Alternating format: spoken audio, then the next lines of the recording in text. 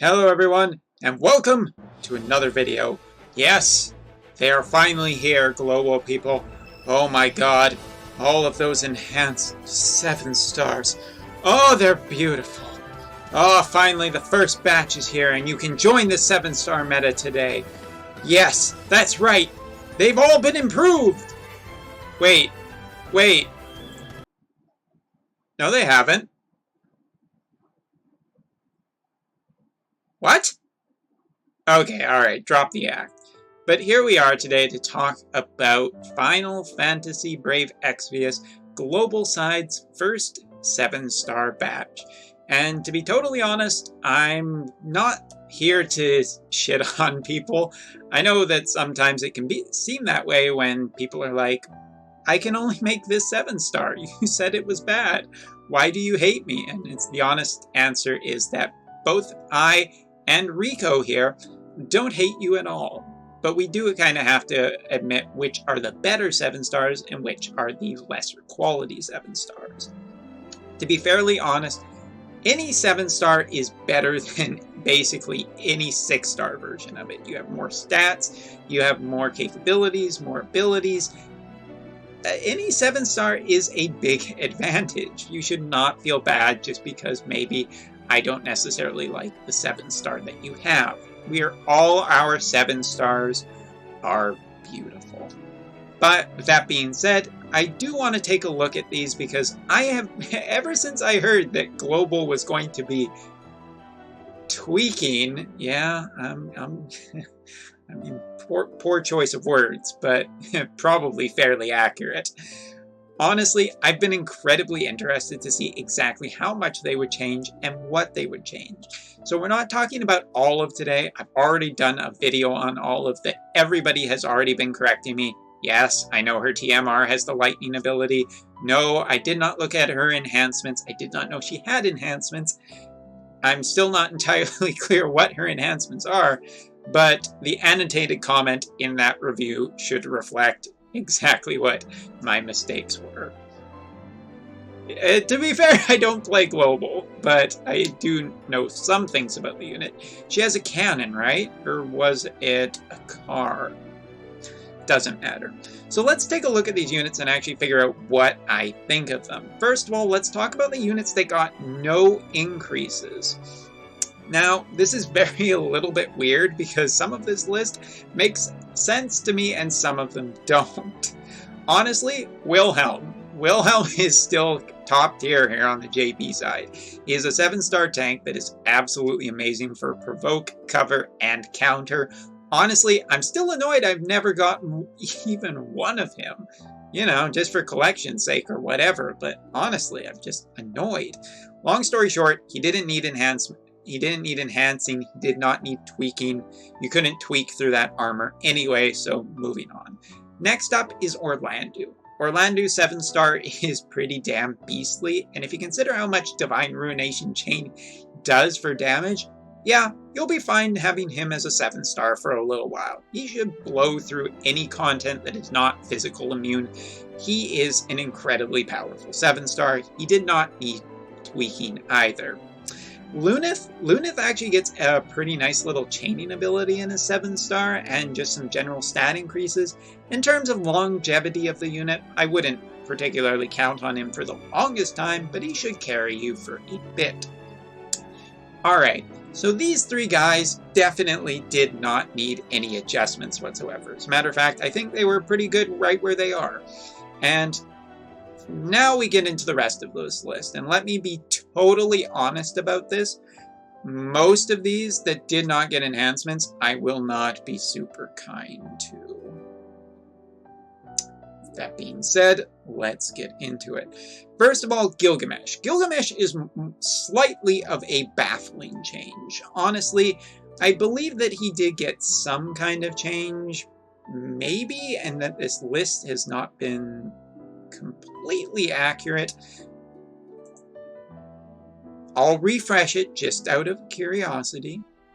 I have a message on Reddit, don't pay attention to it. But Gilgamesh's kit is kind of facilitates the fact of his dual wielding as well as the mass amount of weapons he can equip. All the killers and everything make him very flexible, even if he really doesn't get any good attack. Honestly, I don't know what you could have done. Giving him a major chaining ability would have been more than a tweak. So, while I say that he won't necessarily be as strong as some of you are thinking, his piercing damage attack with the extra killer should make him a pretty good 7-star in the meantime, while maybe you wait for Hayu. Yeah, it's a video. Of course I'm going to mention Hayu. Come on, you guys. Anyway, moving on, Ramza. Now, I'm going to speak nicely about Ramza because of one particular other streamer, which is Evil Laughter. Now, Evil Laughter loves this guy. Okay, now that I've spoken nicely about him, because Evil Laughter likes him, I'm going to talk about the things I don't like about his 7-star kit. Ramza has always been a absolutely befuddling 7-star kit that did not make the improvements where it needed to. Ramza is essentially a singer and buffer, and he also has some debuffing capabilities. Now in his 7-star, he gets the ability to double cast these debuffing abilities. It sounds real nice, but if you have CG Lid, you do not need this guy. And, honestly, 6-star CG Nickel is still better than 7-star Ramza. For one particular reason, CG Nickel will eventually get a 7-star, and even then, CG Nickel is not bound by his buffs. Ramza essentially has to waste turns singing. There are other units in the game that can do better buffing jobs, and so whether you get Ignis or CG Nickel, both are better than 7-star Ramza. Although if 7-star Ramza is the only thing you have to go on, I mean, he gets more stats in his 7-star kit, which makes him more survivable, and he does, be able to double cast his debuffs. It's not really enough in my opinion, but it will probably carry you until you get something better. Okay.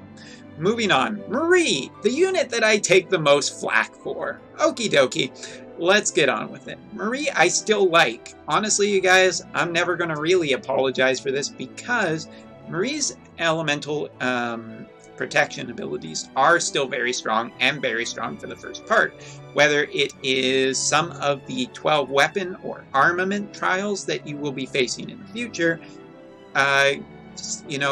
protection is essentially good. Marie has some abilities that are capable of doing a lot of essentially buffing the party either for elemental resistance or protection. So honestly, I still think Marie is good for the first little bit, although it will be a little bit short-lived when CG Nickel gets his 7-star. But then again, or also CG Fina, I should say too, there are other sources of elemental protection, I do admit that, but Marie still has an incredibly valuable TMR that is worth getting, and, for 7-star trials, it's not necessarily a bad thing to have someone, a 7-star, who has a lot of focus on elemental. Not only that, but getting the light and dark elemental protection in her kit is a big boost in her 7-star. Now, the other things that are better about it, Sprinkles of Love, which sounds like a great name for a cupcake, to be totally honest, is now AoE 3-turn duration and now has a 3-turn cooldown, and Excessive Lover has a cooldown reduced from 7 turns to 5 turns. Both of these are big improvements. If you consider how strong these abilities can be, Excessive Lover is... Oh, wait, what? Where'd my... Well, sometimes I'm ready, and sometimes Google just closes shit for me. Still better than Bing. If looking into her 7-star ability, and yes, they do have different Japanese name, that 7-turn cooldown ability that's available on turn, an AoE 1 turn plus 100% all elements, plus 200% to defense and spirit, and 50% damage mitigation, is still just one of the most survivable abilities capable of making you survive an incredibly powerful enemy turn.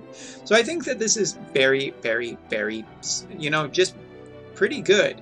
Her HP and MP regen too is not bad either. Now she can't double cast the abilities, but she's an early she's kind of just an early unit. So while all of this is essentially really good, yes, she will be replaced eventually, but I can still see value in her. So, moving on.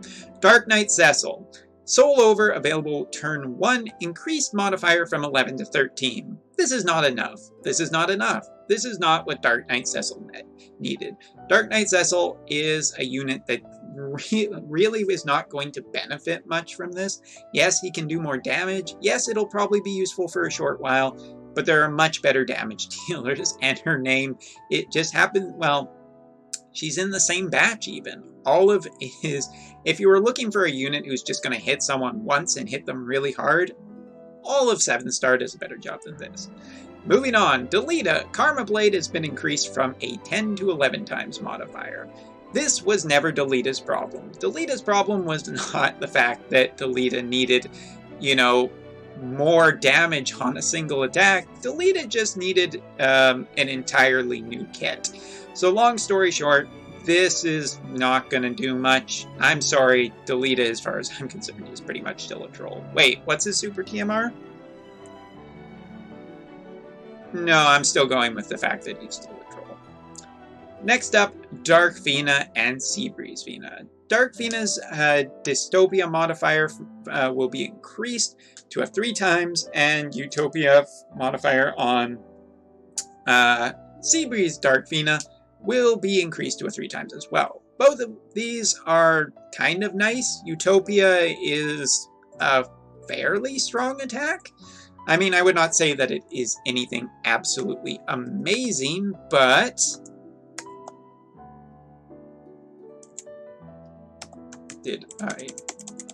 Oh, right, that's right. On Japan's side, she's called Majin Fina.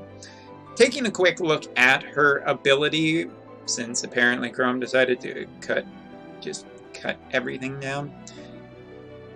The modifier up is nice.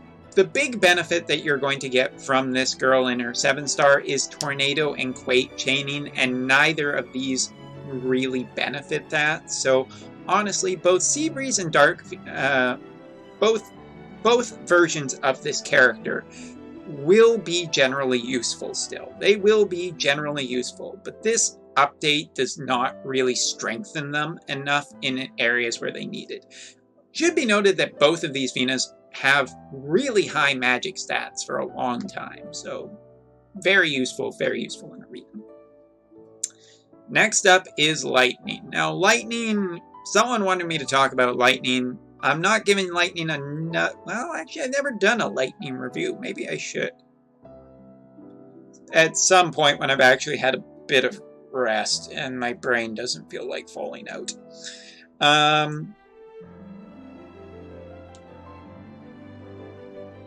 30-second stretch break. Lightning's kit is kind of interesting in her 7-star because she does get some, new chaining abilities that are actually a fair amount of damage. And it looks like Lightning probably got the most improvements. Lassie's brand increases Blitz skill modifier to 3.4. Okay, it's Blitz. Lightning Strike now imperils Lightning by 100% for 1 turn, which, nothing wrong there. Even if it is 1 turn, if you can capitalize on it, it should be incredibly strong. Knight of the Aurora, her trust ability increases Crushing Blows modifier from 2 to 3.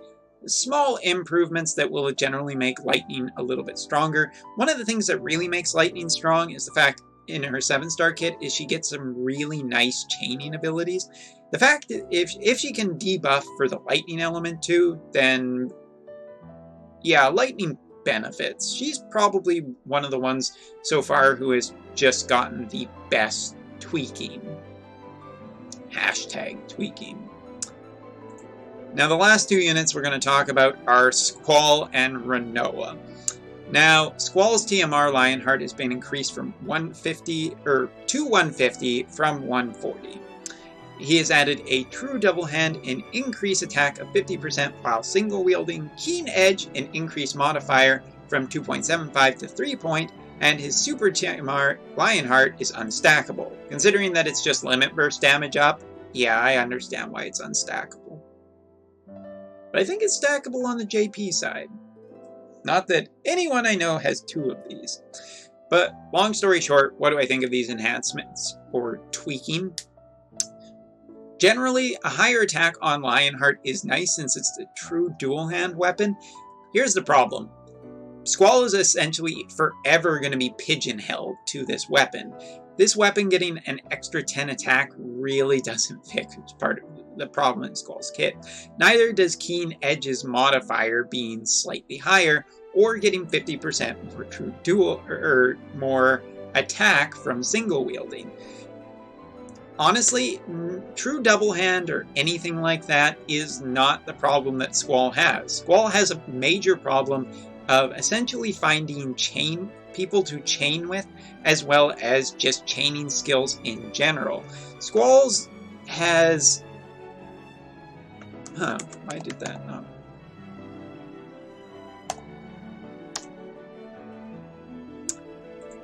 Squall's kit has never had this essentially problem of, it's never been about attack stat, which is everything these tweaks are. Just higher attack, higher attack. There are better greatswords in the future that are true dual hand with higher stats. I know, Cloud's super TMR is on the way. A big problem in Squall's kit is the fact that he has no triple casting, and it is a considerably limiting factor very quickly for him, as I believe even Cloud is just essentially stronger as soon as Cloud gets his 7-star. But CG Hayu and onwards, pretty much triple casting becomes a norm, if not a possibility, in all of their kits, which means that Squall is very quickly left behind, because 3 is much bigger than 2. Squall does have some chaining, his 5 hits that debuff for certain elements. He also has some, fairly powerful 1-hit attacks, and his limit burst, but the real problem with Squall has always been, where does he get his elements from when he's not using these attacks? He cannot imbue himself with an element. He has no triple casting. So as far as I'm concerned, most of the tweaks are just fluff. They are completely fluff on Squall's kit, and they will not help him in the long run. That being said, I love Squall. He is absolutely just one of my favorite characters from Final Fantasy. But he, this don't fix what was already broken. Or quickly broken, I should say. Last but not least, one of my absolute favorite characters in all of Final Fantasy history is Rinoa. Now, Rinoa gets Sorceress of the Present, a trust ability that gives an increased magic of 50% when dual wielding, and also now grants access to triple cast for 1 turn, so she can cast 3... Oh, sorry, that's, I ripped a hole in my leg. How did that happen? It's just a tiring night all around. So triple cast of magic on turn 1, because normally Rinoa needs to unlock it somehow. We'll come back to this in a second. Next up, Apocalypse has been reduced mana cost by 5.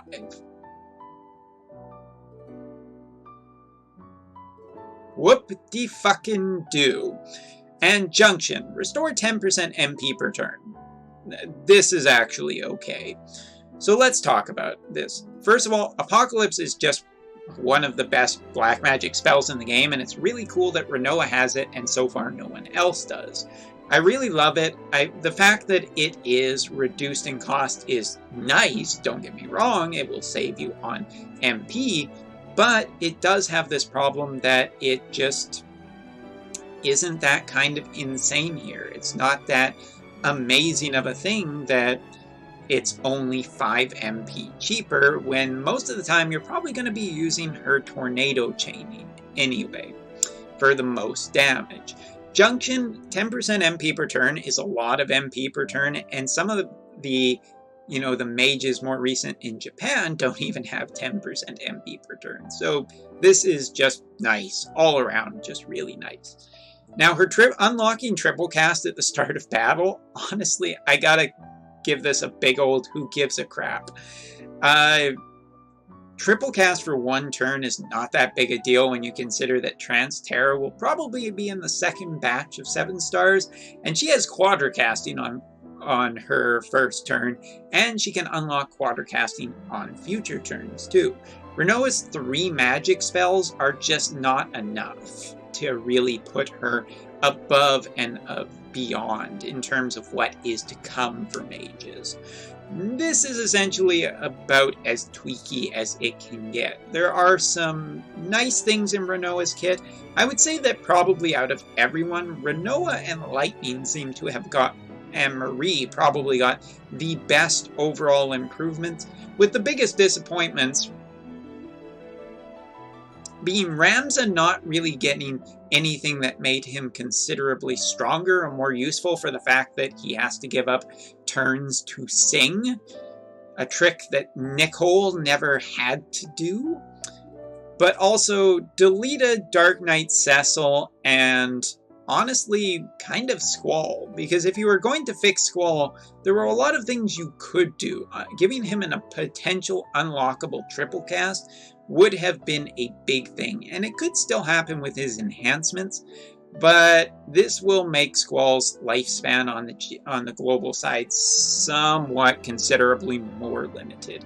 More attack was never Squall's problem. It was a problem, but it was not the problem. Not being able to self-imbue elements, not being able to have a very strong chaining option, puts him far and away behind a lot of what is to come. So in general, my general thoughts about generally this general update of adding 7 stars is a general,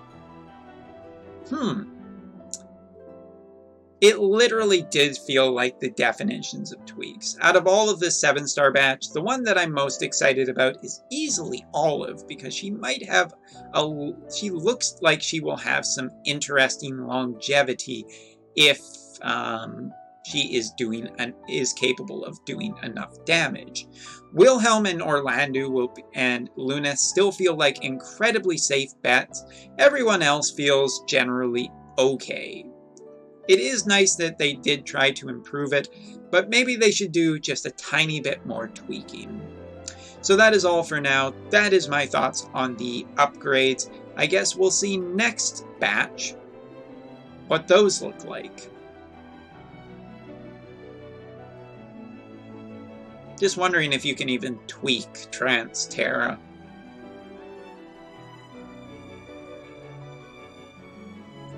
Nah. Probably doesn't have nipples. That's what I'm ending on.